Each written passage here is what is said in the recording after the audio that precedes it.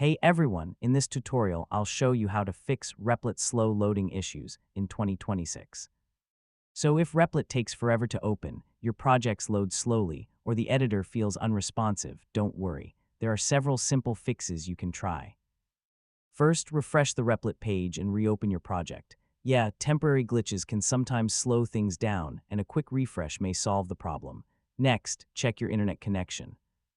Replit runs in the cloud, so a slow or unstable connection can significantly affect loading times and overall performance.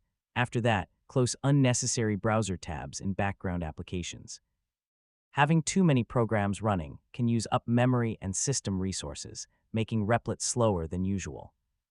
Finally, check whether Replit is experiencing maintenance, service interruptions, or heavy platform traffic. If many users are online at the same time, loading speeds may temporarily slow down. And that's it. Those are the most common ways to fix Replit slow loading issues in 2026. Thanks for watching, and I'll see you in the next tutorial.